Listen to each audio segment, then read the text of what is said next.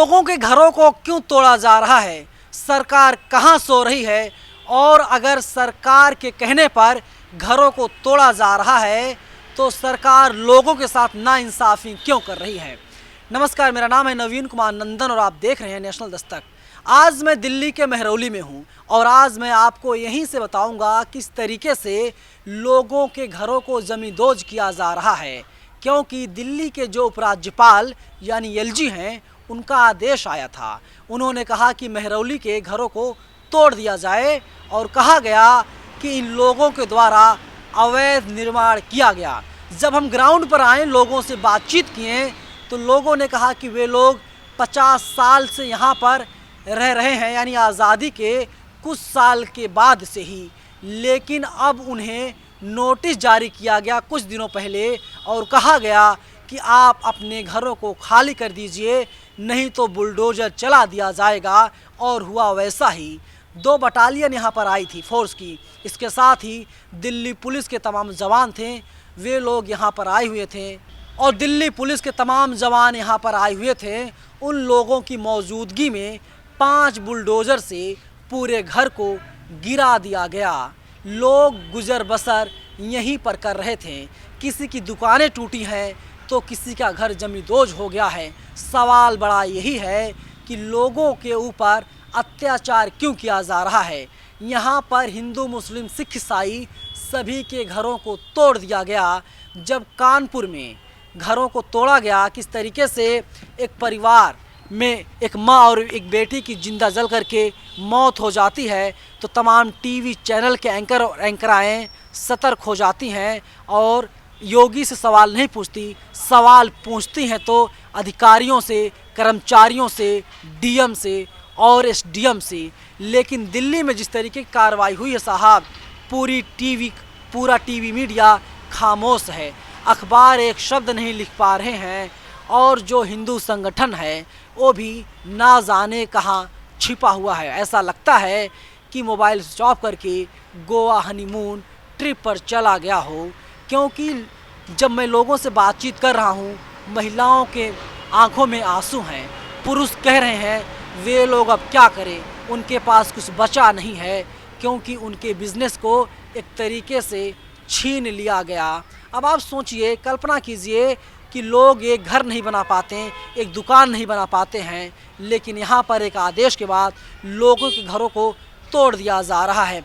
एक बड़ा सवाल ये भी उठता है कि जब इस घर की नींव पड़ रही थी, दुकान की जब नींव डाली जा रही थी, ये सरकार के जो तमाम अधिकारी थे और सरकारें कहाँ सो रही थी, ये लोग तब सामने क्यों नहीं आई और तब ये लोग घरों को क्यों बनने दिए। घरों को इनकी निगरानी में ही बनाया गया होगा। 4-4 मंजिला, 5-5 मंजिला बिल्डिंग्स को तैयार कर दिया गया और अब इन लोगों के घरों को तोड़ा जा रहा है। खबर टीवी से गायब है, खबर अखबार से गायब है। देखने के लिए, सुनने के लिए, इनकी आवाज़ उठाने के लिए कोई तैयार नहीं है। बस दिल्ली में राजनीति चमकाई जा रही है। जब बुलडोज़र की कार्रवाई मुसलमानों पर हो रही थी, जहांगीरपुरी में जब लोगों के घरों पर बुलडोज़र चलाया जा रहा था, तो तमाम समण पत्रकार, तमाम अधिकारी, कर्मचारी बड़े मज़े ले रहे थे। देखिए, मुसलमानों के घरों पर बुलडोज़र चलाया जा रहा साहब।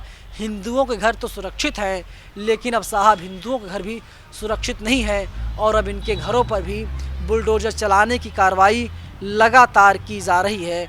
आप कल्पना कीजिए कि आगे क्या होगा, सिर्फ आप कल्पना कर सकते हैं। बशीर बद्र साहब की लाइनें याद आती हैं कि बशीर बद्र साहब ने कहा था, लोग टूट जाते हैं एक घर बनाने में, तुम तरस नहीं खाते बस्तियां जलाने में। वहीं राहत इंदौरी साहब ने कही थी कि आग लगेगी तो आएंगे कई घर जद में, यहाँ पर अकेले मेरा मकान थोड़ी है और आग लग चुकी है। हिंदू, मुस्लिम, सिख, ईसाई और जो अलग अलग वर्ग बना था, SC, ST, OBC और जनरल, सभी के घरों पर बुलडोज़र की कार्रवाई हो रही है।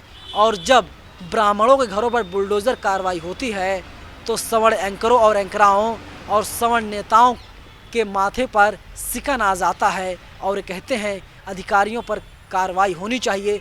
तो मैं कहता हूँ एक छोटी सी बात, अगर मान लीजिए आपकी हत्या किसी ने बंदूक से कर दी या किसी व्यक्ति ने आपकी हत्या चाकू से करने की कोशिश की, तो सज़ा किसे दी जाएगी? बंदूक को सज़ा दी जाएगी या मारने वालों को सज़ा दी जाएगी? ये बड़ा सवाल है, क्योंकि अधिकारी और कर्मचारी सरकार के दिशा निर्देश में काम करते हैं, इसीलिए सरकार के ऊपर कार्रवाई होनी चाहिए। लेकिन साहब, कार्रवाई कौन करेगा? यहाँ पर तो चाकू और बंदूक को निशाना बनाया जा रहा है। यहाँ पर तो साहब जो तमाम सरकार में बैठे लोग हैं उन लोगों को छोड़ा जा रहा है। पूरी खबर आपको कैसी लगी? आप लोग अपनी राय हमें कमेंट सेक्शन में ज़रूर दीजिएगा। शुक्रिया। नेशनल दस्तक की आपसे गुजारिश है कि अगर इसको बचाना चाहते हैं तो नेशनल दस्तक को सब्सक्राइब करने के लिए रेड कलर के सब्सक्राइब बटन को दबाएं, फिर बेल आइकन की घंटी दबाएं।